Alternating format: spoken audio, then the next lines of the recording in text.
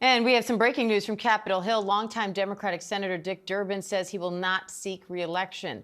Senator Durbin made that announcement in a video on social media, thanking his family and the people of Illinois for their support. I truly love the job of being United States Senator, but in my heart, I know it's time to pass the torch. So I'm announcing today that I will not be seeking re-election at the end of my term. Right now, the challenges facing our country are historic and unprecedented. The threats to our democracy and way of life are very real. And I can assure you, I'll do everything in my power to fight for Illinois and the future of our country every day of my remaining time in the Senate. And Durbin says now that he's made the announcement, it's time to get back to work. Let's bring in ABC's Alex Prochet in Washington for us. Alex, how significant is this for Dick Durbin, who's been in the Senate for so long, to now say it's coming to an end? And what does that mean for Democrats as they try to take back the Senate next year?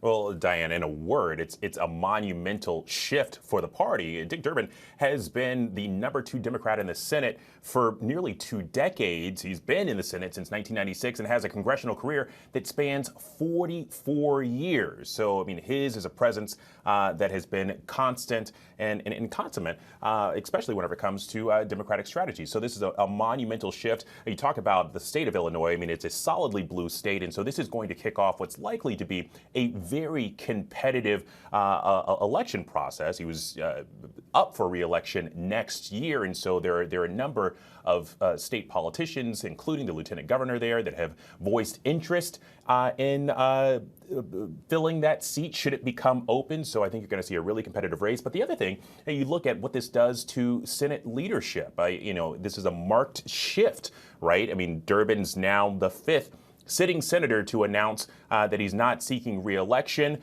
4 out of those 5 are Democrats. And so you could really see a changing of the guard here. You look at the #3 in the Senate right now, that's Amy Klobuchar, the #4, Cory Booker. And so certainly some philosophical and potential policy changes there. And Alex, Durbin says it's time to pass the torch. Is that general sentiment growing among Democrats right now?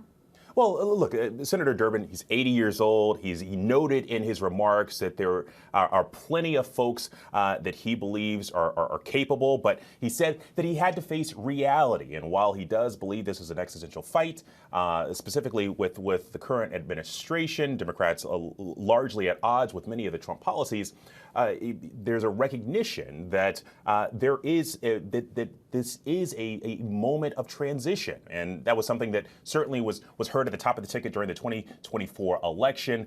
You're seeing that kind of reverberate through the Senate again, as now you have at least four sitting senators that are Democrats that are not seeking re-election.